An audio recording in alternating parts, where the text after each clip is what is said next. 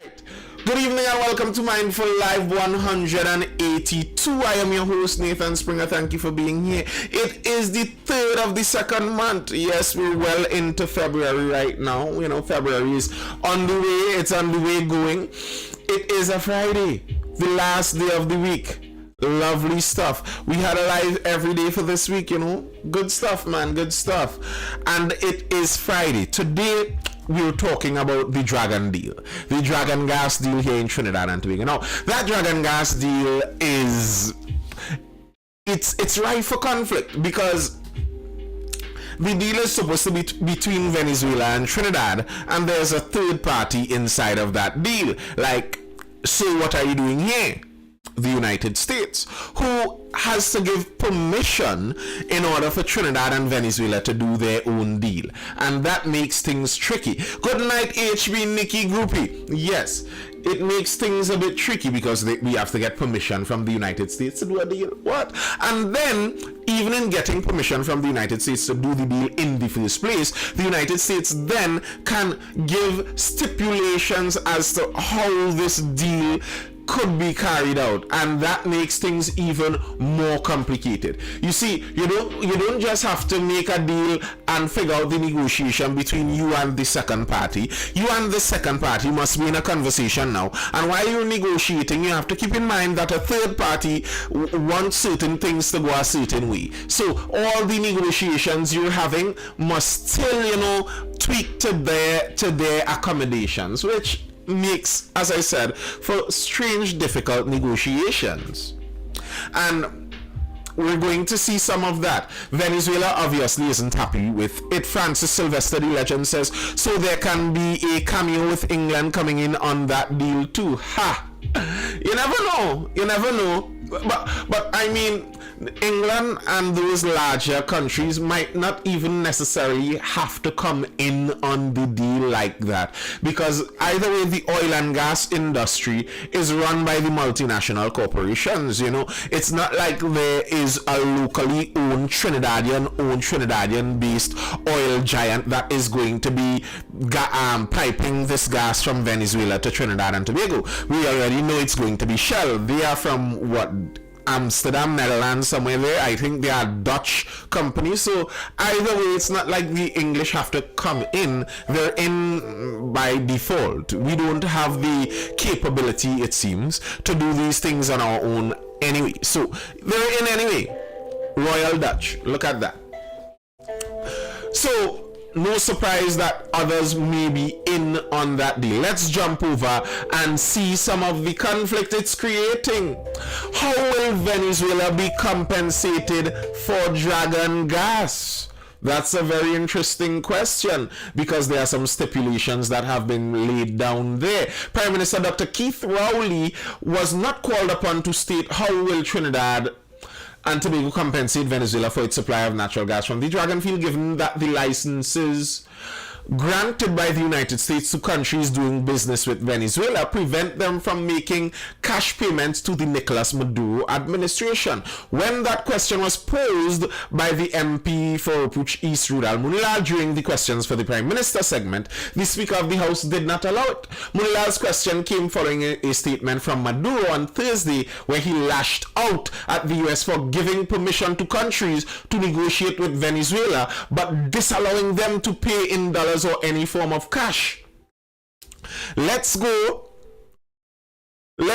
see what they're saying to what Mr. Maduro was saying there. Venezuela's Maduro complains about US cashless authorizations. Venezuela's President Nicolas Maduro on Thursday lashed out at US licenses, barring companies doing business with sanctioned Venezuelan state firms from paying cash to his administration. The permits were part of US President Joe Biden's move to encourage political talks between Maduro and the Venezuelan opposition, with the main goal of securing a fair presidential election. You see, that's how these news companies lie to us, right? They're saying that the main goal of all of this, the reason the United States did this, the main goal of it was to ensure fair presidential elections in Venezuela.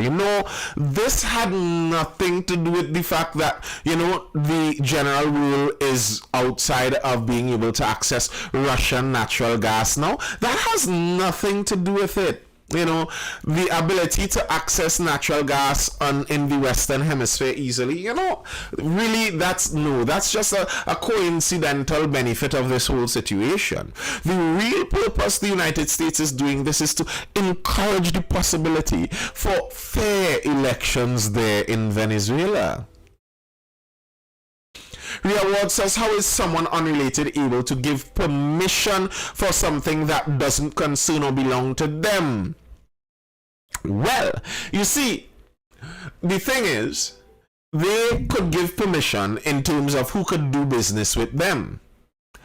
It's like they're the biggest, strongest person in the playground, the most famous person in the playground per se. Everyone wants to play with them. And they say, if you play with dirty Venezuela, then you cannot play with me. And well, Trinidad wants to play with the United States all the time. We get money from trading with the United States. Lots of money. So if the United States says, well, anyone who does business with Venezuela cannot do business with us, then, Ria, as you're saying that,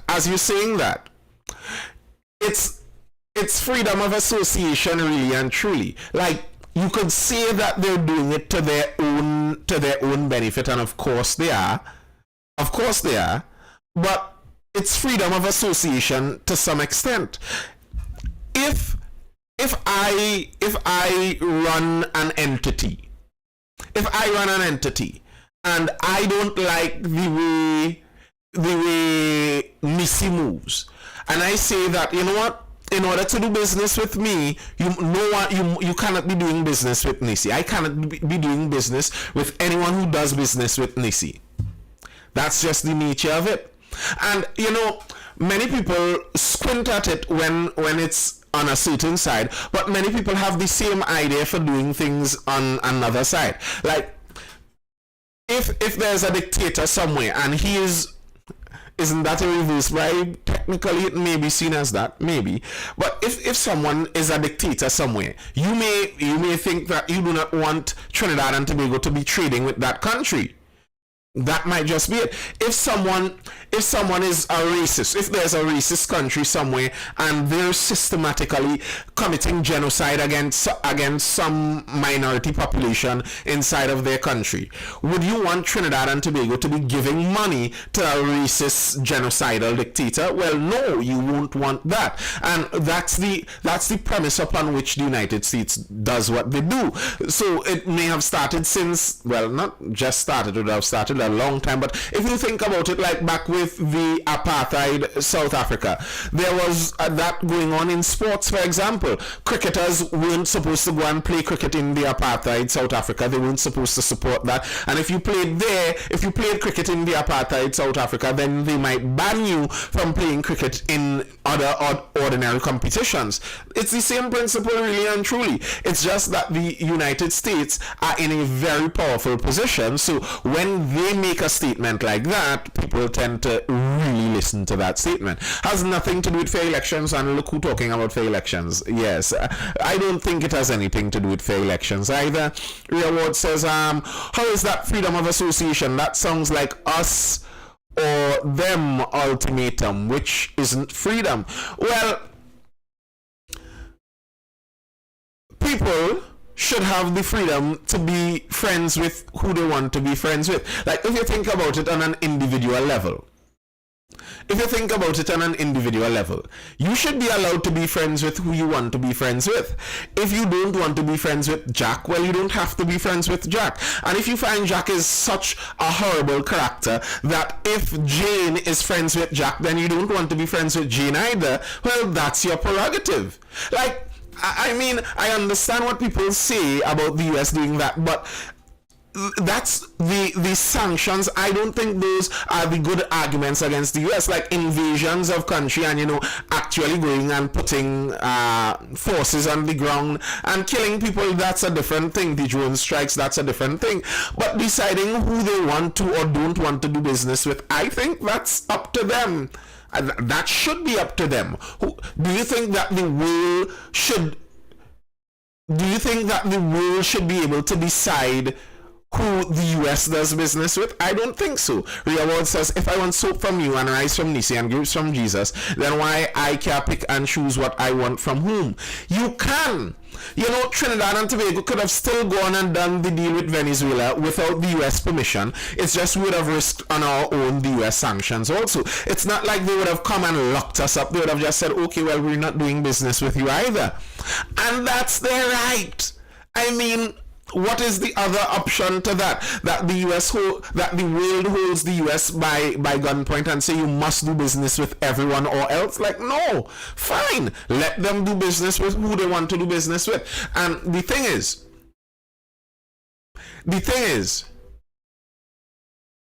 when Huawei CFO did business with Iran, they locked up in Canada. It's not that they locked up in Canada for doing business with Iran. They locked up in Canada for spying. Why we need their reward? How many times am I going to say the same thing over? If you don't want what I want, that's you. Okay, but the Trinidad and Tobago government did not want to risk not being able to do business with the United States. You would have been the most upset one, I believe, if Trinidad and Tobago government went ahead and made their deal with the Maduro government, and then it went along and US separated from us in terms of doing trade deals. You wouldn't want that. Trinidad would not benefit from something like that.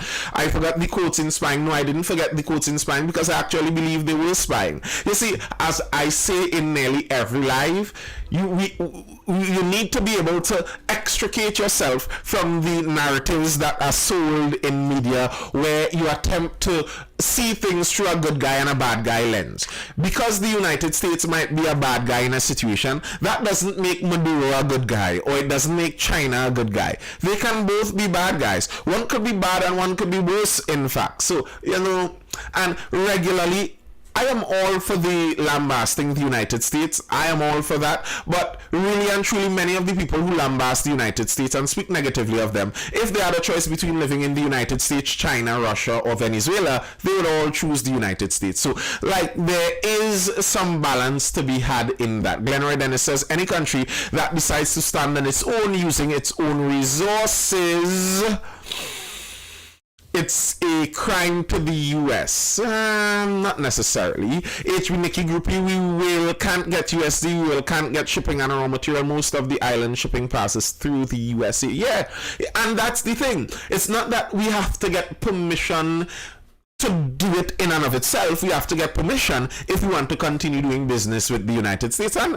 I mean, that's understandable, really and truly. Hey, you all in this live over here on TikTok, make sure to hit that like button, double tap that screen, get those likes going up there. If you're over there on YouTube, hit that like button too.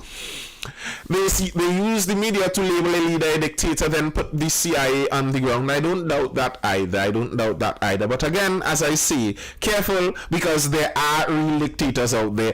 And sometimes some people I recognize in being so much anti-United States throw their support behind some murderous psychopaths out there. Like, some people wear this Che Guevara shoot because he was against the US imperialism, which is great and grand, but you maybe should dig a bit deeper into who the guy was by his character.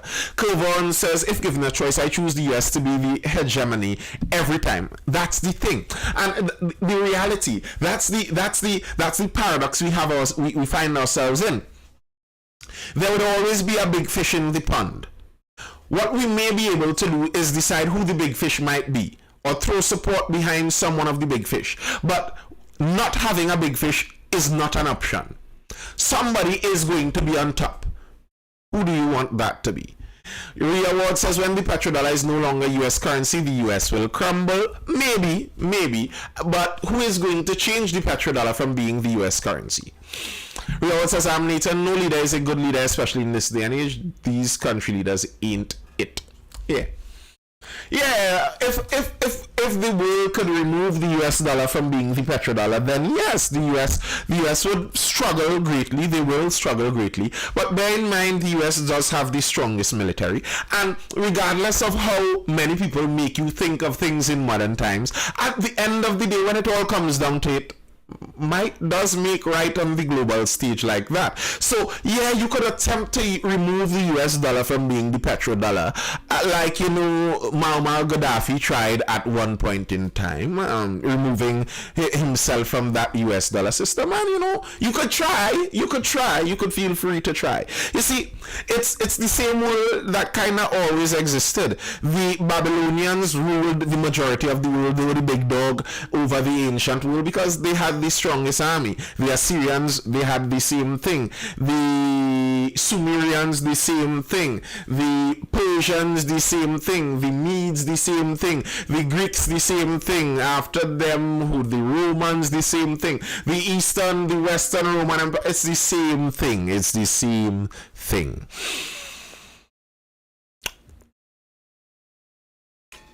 China's yin. Nah, China isn't as strong as many people like to think.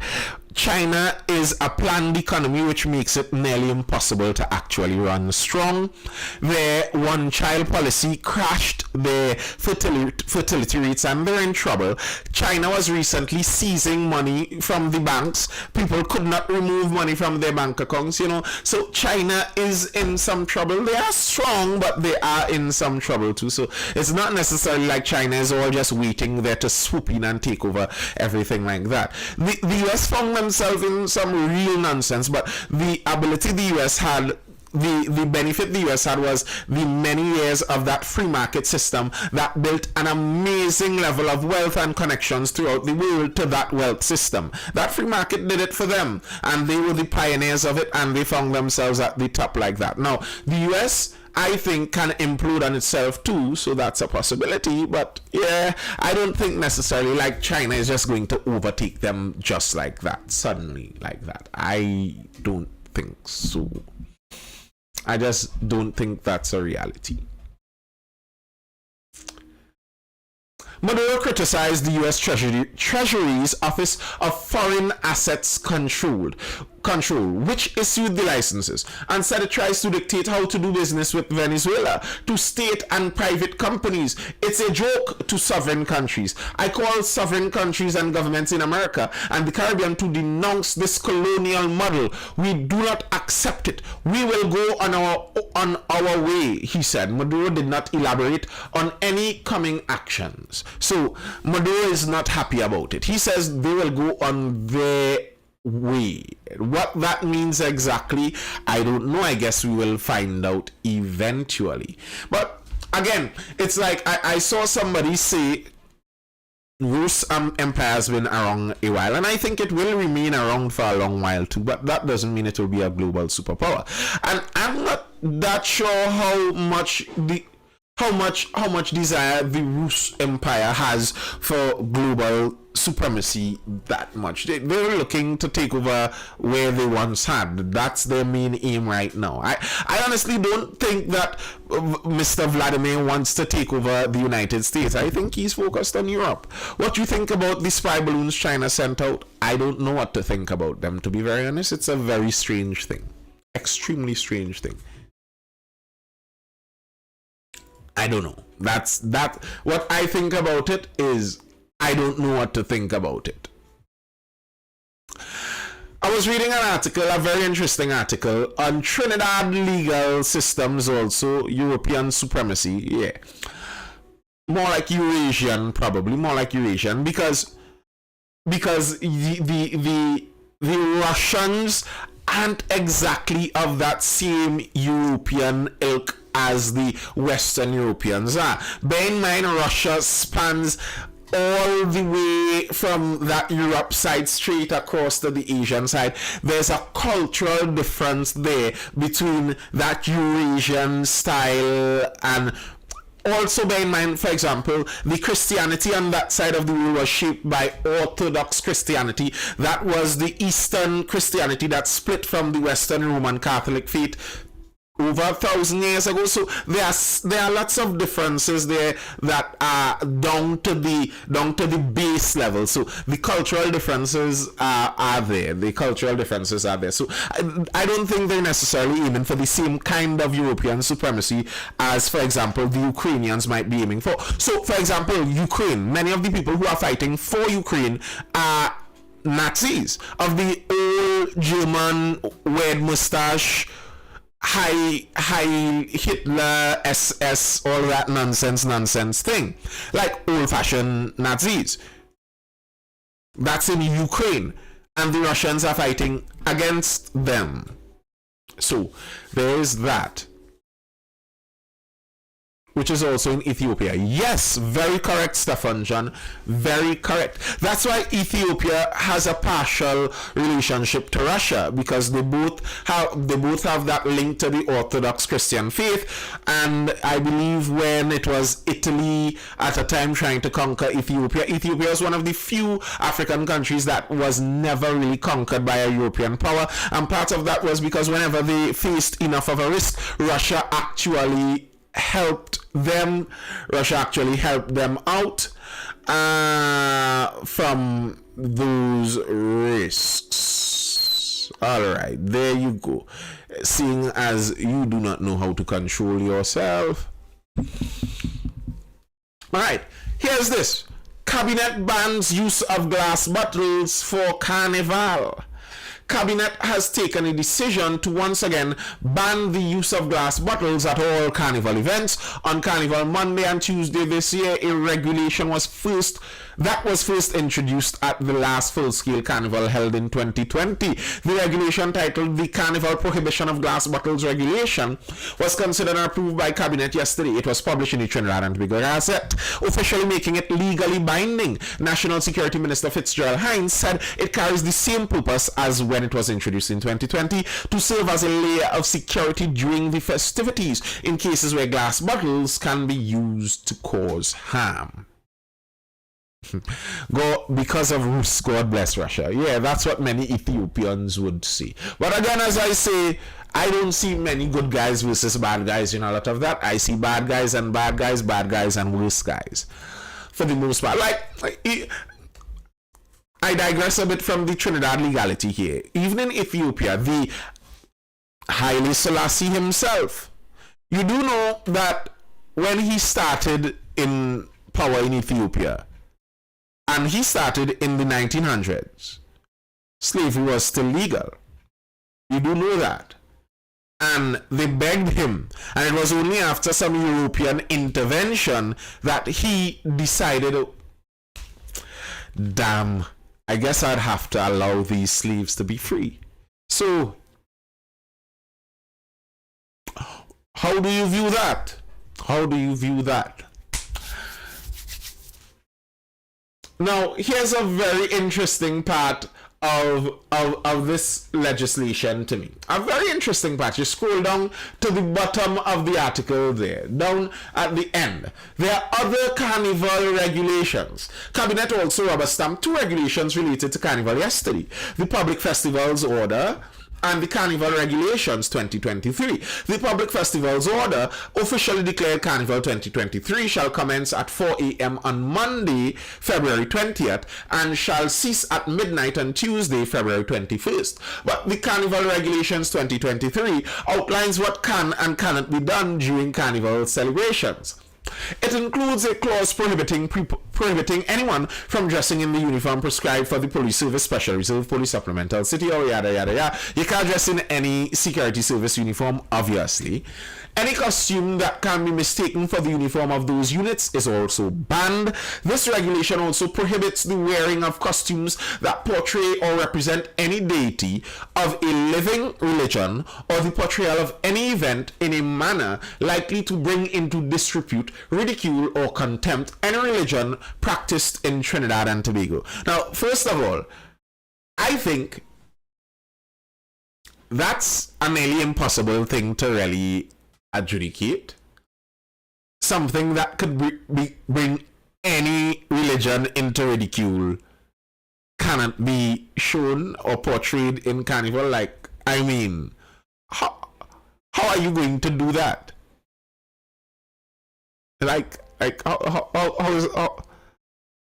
Who is going to adjudicate something like this? But here's this.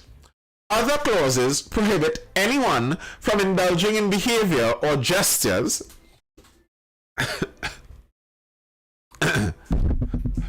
Other clauses prohibit anyone, I have to read this over, anyone from indulging in behavior or gestures which are immoral, lewd, or offensive.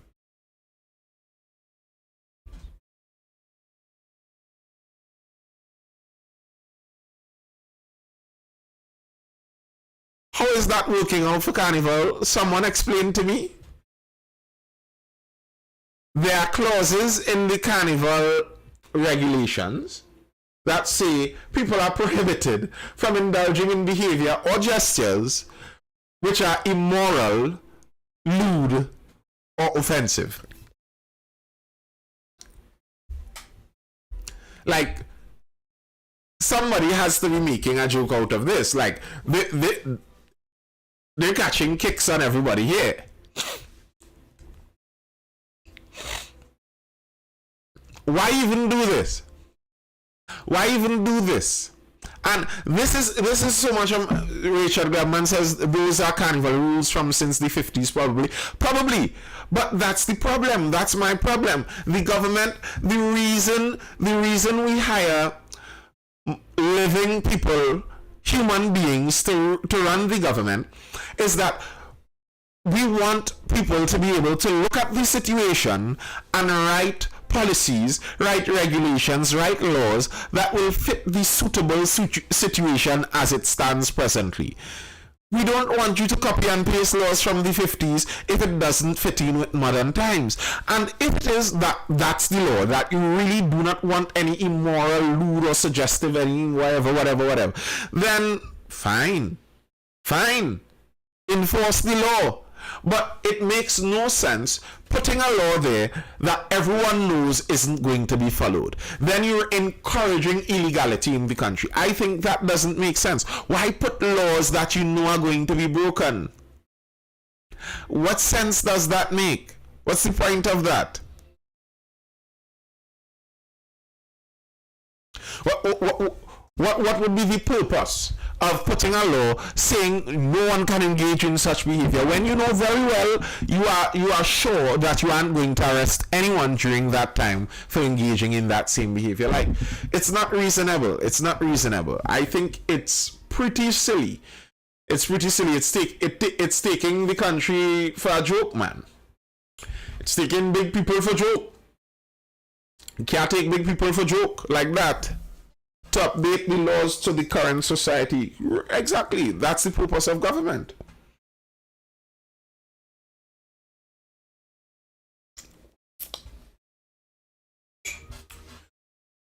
Then who determines what is lewd? Well, the thing is, lewd does have a definition, eh? And these are the problems with, like, multicultural societies and societies where everyone don't share the same beliefs, don't have the same history, etc. Like, when people regularly talk about Norway and Sweden and all of those kind of countries, those people have the same history, they share the same beliefs by and large, they are familiarly related, so, you know, they could have a general definition of lewd that everyone could stand with. Lewd generally means offensive in a sexual manner. Sexually offensive basically is what lewd means. But offensive there is a subjective term. Offensive to whom? If we had one general culture where everyone shared around the same belief, then generally speaking, what would have been offensive to one person could have been basically guessed as being offensive to everyone else. But that's not the Trinidad and Tobago culture. You see, regularly when people boast and are happy about things like multiculturalism, they don't understand some of the difficulties with it, some of the drawbacks with it. It's very difficult to get consensus in a multicultural country. Everyone has a different view. What's offensive to one isn't offensive to the other. It becomes very difficult to police and adjudicate such things. What you drinking? That's coffee, sir. That's my coffee. Ooh, I don't have my water tonight, but it's coffee and water every night. We don't have Sharia here. No, we don't. But there are some places with Sharia where the vast majority of the people who live there want the Sharia. Like, I mean, that's their reality. And that's because they have that homogenous culture. I am kind of the belief that I think the idea that the whole multicultural system could work is something we're seeing isn't fully true. The melting pot idea is the accurate reality of it, but it actually has to be a melting pot where over time there is some combination towards a common understanding. Do you know the origin of Can as in carnival? If you're talking about the Trinidadian carnival, the Trinidadian festival, yes. If you're talking about carnival as in the origin of the carnival, as in the French festival that the Trinidad festival was made as a mockery of, then I'm not 100% sure where that would have originated way back when, but I know as in the names and where they came from, yes, I have read that before, and the nature of it, yes, and I am familiar with the Greek Bacchus, where Bacchanalia came from and what a Bacchanalia was, and yes, I am familiar with it. Carnival came about by the Catholic Church. It can work with an overlay of civic nationalism. It can. That's the thing. It has to have something overarching everything else. There must be something that overarches everything else. But if there isn't that overarching thing, then there are problems. I was noticing, though, some interesting news coming out from the University of the West Indies. The University of the West Indies recently got a new principal. And as Trinidad and Tobago seems to be running these days, it's a woman again. Trinidad and Tobago showing off the woman power. We have a new woman commissioner. We have a new woman president. We have a new woman principal of the University of the West Indies. And recently when she came into speaking, she made some statements. Or spring solstice. Well, yeah. But you see, with some of those statements, like there have always been celebrations celebrating spring, summer solstices, winter solstices. Like, it's very difficult to say sometimes which one for sure started which. People celebrated generally at certain times, and sometimes they were spontaneous creations, sometimes they were emulating from something else. So sometimes it's difficult to get that. But yeah, woman boss out here in Trinidad and Tobago, woman is boss in TNT. And there were some things that the UE principal said about social justice and about heading in a certain direction with the university. And let's see if we could read some of that and see why some people seem to be a bit on edge.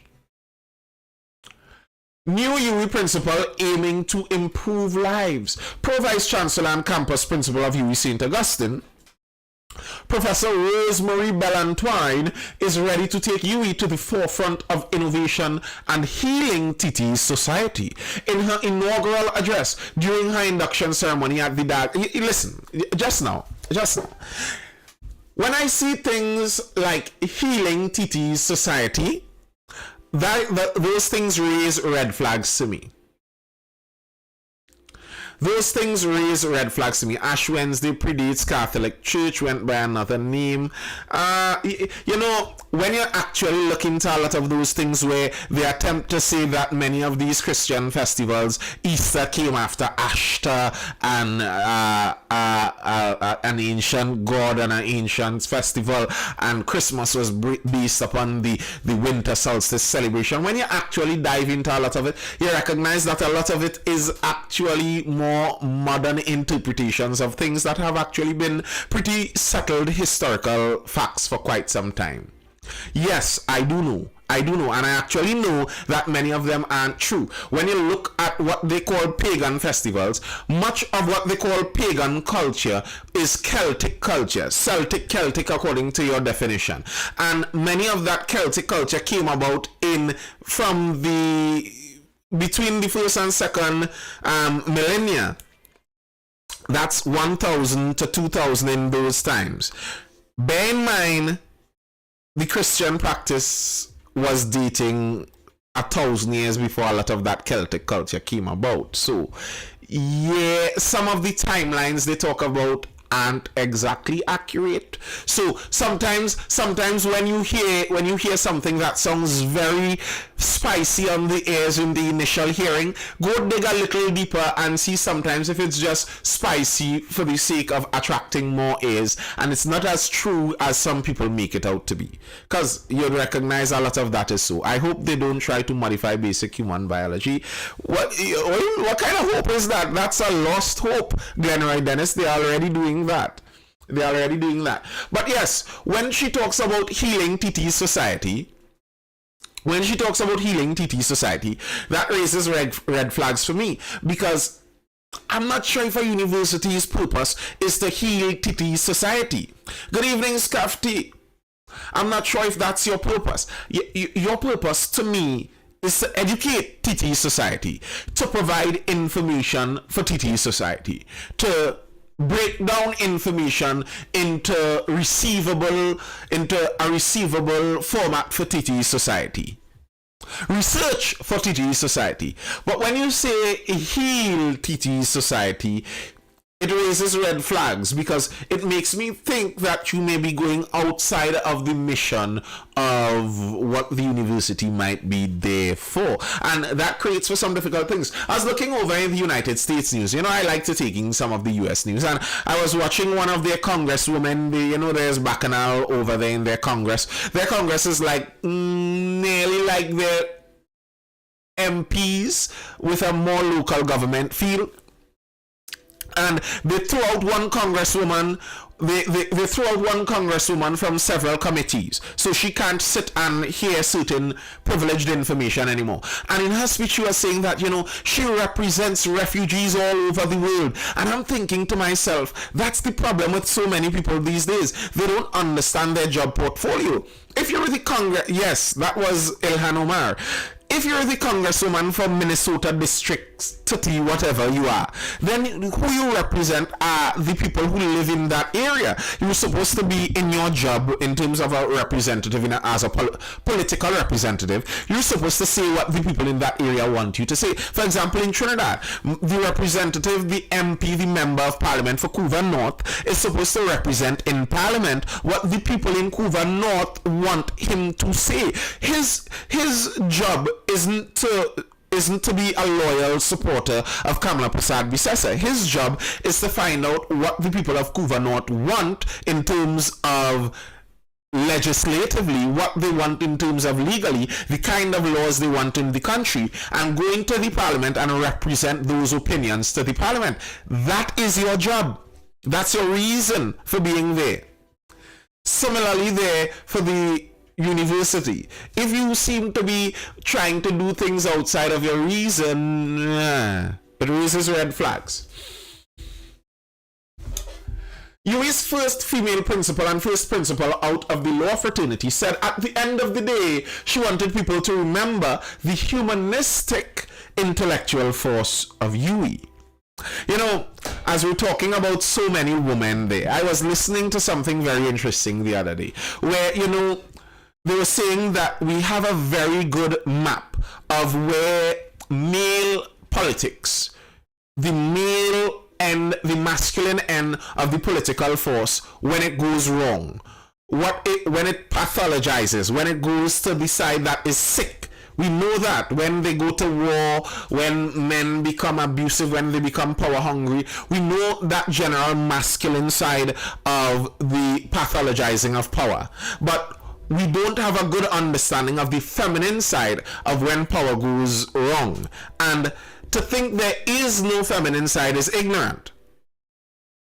If there is toxic masculinity, and I'm not talking about this in the feminist sense where they're talking about regular masculinity as being toxic masculinity, I'm talking about literal toxic qualities, negative, horrible qualities that are more typical of masculinity. There are certain qualities like that. There will be some in femininity, and one of them in femininity is the suffocating mother, that mother who will not let go. And something I think, when I heard it, it was controversial, and saying it again is what I think would also be controversial. But something I think we would have to look into is some of the women in some of the leadership positions seem to be turning some of their institutions into the overly pampered children they never had. They never had children, they were never able to impose that maternal urge onto anything else, and they rise to the top of institutions, and sometimes if it ends up pathological, they do the same thing there, where they turn the institution into a daycare. And you see that happening to universities, where many universities are becoming softer and softer and softer and softer. And what people don't understand is, in order to make it soft, it's actually totalitarian. It has to be a dictatorship where you have to force it in order to be soft, because reality isn't that kind of soft. So I think that's something we will have to face. And this the new UE principle makes me wonder about some red flags even in that direction, where you may be attempting to, probably in good mind, do good out there, but it's outside of your scope. I intend to place, and this is the UE principle, the new UE principle speaking here, I intend to place this social justice and rights at the center of what we do at the UE St. Augustine. For me, the meaning of civil liberty, like equality, resides in economic and social rights, enshrined in education, health, work, water, and the environment. She said as a youth, she wanted to improve lives, and that was still her goal. She said the law allowed her to speak up for those who could not in the search for social justice, and to help forge a Caribbean society of which the people of the region could be proud. Kevon says, I hate everything she said there. I don't know if I would use a word like hate, but I will say it raises red flags, where social justice and rights are your focus. Here's the problem to me, and as a lawyer, I don't understand how she says this. Here's the problem to me. What's the difference between social justice and regular justice? Is there a difference? There shouldn't be. Justice, if justice is just, justice represents social justice already. One of the problems that often occurs is when we separate things into that social justice realm, we get extrajudicial. It becomes outside of justice. So we see that, okay, in order to balance the social side of justice, then we don't need to actually do justice. So sometimes in the pursuit of social justice, we do injustice.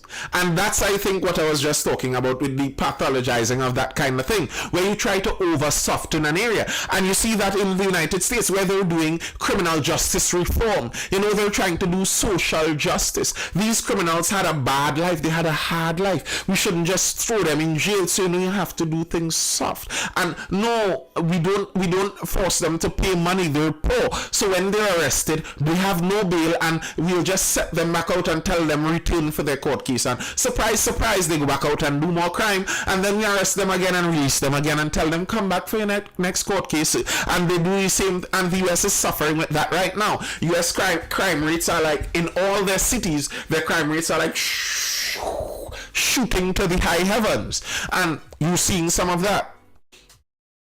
Social justice that causes injustice to flourish. I don't think there could be social justice inside of justice. There's just justice. There's just justice.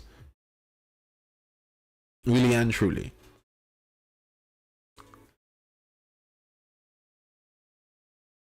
And people who want to change the world scare me.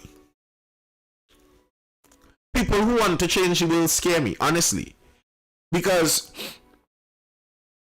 oftentimes people who want to change the world are very quick and okay with making grand changes that affect many people, great numbers of people, oftentimes without properly thinking it through. That scares me. People who believe that they could decide how best to set up the world for everyone else scare me.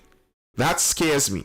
Like, I think the best thing a university principal could do, if you want to change the world as a university principal, if you want to make the world better as a university principal, the best thing you could do is run that university to the best ability a university could run. Train the students to the highest levels, make sure the lecturers are at the highest level, make sure the tutors are at the highest level, make sure the university is running smoothly. That's how you change the world as a university professor. You see, the idea that, to me, the idea that as a university professor, how I change the world is by pushing social justice. Oftentimes what happens is the purpose of the university lapses and the university flounders.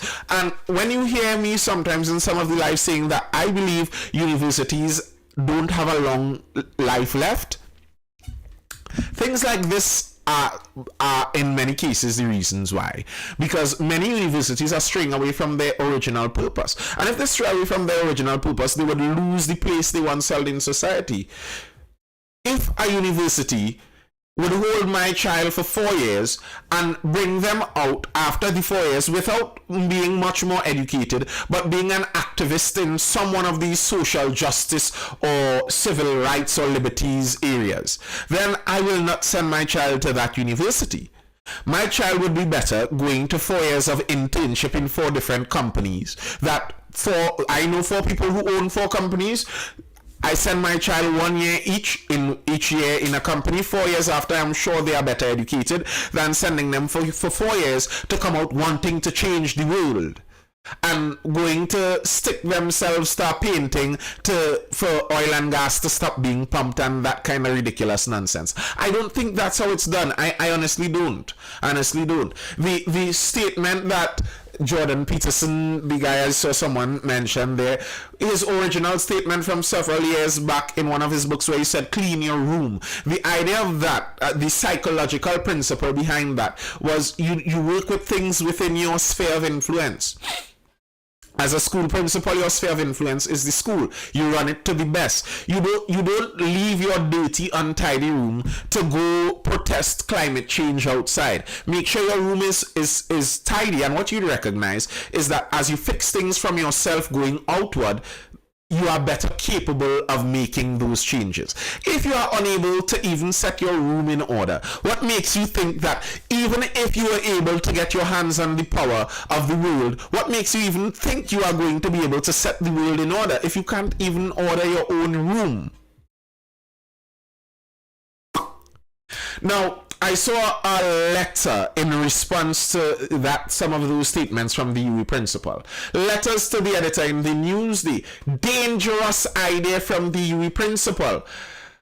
The editor. At her inaugural address on January 22nd, UE St. Augustine Professor Rosemary Bellantwine declared that admissions can no longer be based purely on CAPE results. This is a dangerous precedent that should be resisted by parents, students, and policymakers. It appears that Antwine is attempting to import affirmative ideas from the US that have already begun to undermine competence in the sciences and even medical practice in that country. Does anyone really want a B student cutting into them in an operating theater or trying to get back their money from a fraudster in court? The fact is, top-level performance in academics generally predicts competence in a person's chosen profession. Adding other criteria such as social activism does not increase professionalism, and indeed, when such activism is politically driven, may well reflect less adherence to professional standards and ethics. So yeah, that seems to be a bit of the scary direction that the University of the West Indies is headed in. And all of this while Trinidad and Tobago is facing a brain drain problem. I saw an article in The Guardian saying that very same thing. TNT's brain drain dilemma. And in the conversation I had with the CEO of TTMA, if any of you watched that over on my YouTube channel, if you haven't, I would recommend you do. But if you did, that was a part of what he spoke about. He was saying that to him now, what he's noticing is many second and third generation business people in Trinidad, their children are leaving the country permanently, particularly because of the crime situation. They are leaving the country to study and they aren't going to come back. We are facing that brain drain problem. And if we are seeing, okay, many of the educated people who can leave are leaving and the crime makes them less interested in coming back, and then we see our university principal, for the people who stay here and are educated here, our university principal is talking about, tweaking our university education system to, focus a little more on social justice and, equality, etc. That sounds like a scary future for Trinidad and Tobago.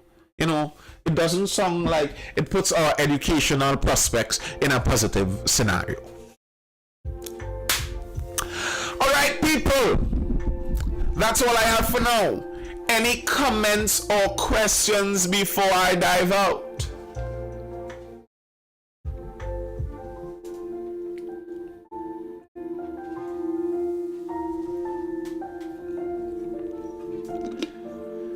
Yep.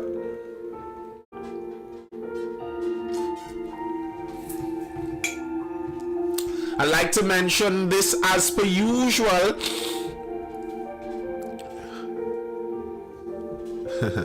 As per usual, this has been brought to you by Mindful Education, Mindful with 2 L's _education. If you are looking for a page over there on Instagram, you can also email me over from right here, my profile on TikTok. People have already emailed me there. Mindful Education, that's the educational institution that I run. We offer learning pods starting from preschool going all the way up. We have preschool, early primary, late primary, early secondary, late secondary. We also offer private tutoring, which is one-on-one classes where we send a tutor to your location. For most CXC and CAPE subjects, if you are interested in any of those, be sure to contact us. We have right now a pod opened in Tunapuna region in the east, near east, but there are some more students needed. There are some parents who are interested down there, but they don't yet have enough students to have a full pod quite yet. So if you know or you are someone in that eastern region, that Tunapuna district, and you are looking to join that pod or you are interested in it, well, be sure to hit me up. Setting good example, blessed from Shigonas, thank you. Stephen John Anthony Williams says we are looking for leaders for Trinidad and Tobago Democratic Front. Interested? I am not sure if I'm interested in that kind of politics. I am always interested in discussing, if you want to discuss about it, and we could have conversations on it. I don't mind. So you could contact me and we could talk about where we'll go from there, but I am very wary about joining any kind of political party in that nature. This program is out on its own in terms of rigorous discourse in our demo. Appreciated, Kevon. Appreciated. So you'd have to hit me up. I can't take that number there. And that's bold of you to just throw out your number for the internet. This stays on YouTube. But hit me up. My DMs are open in most places. I hope you are all educated, informed, or entertained, and I will see you guys for the next Mindful Live, which will be not tomorrow, not the weekend. We don't do the lives on the weekend. It will be Monday. I will be seeing you guys Monday. I know I am not doubting you are real. You can message me, as I said. Monday at 9:15 to 9:30 p.m. is our general starting time. Nisi is the policer of times, and she knows that we start sometimes on time. I will see you guys then. Enjoy the weekend. Be safe. Peace. It was nice as usual. I enjoy it. Thank you for a wonderful event. Appreciated, sir. Peace out. Okay, Anthony Williams.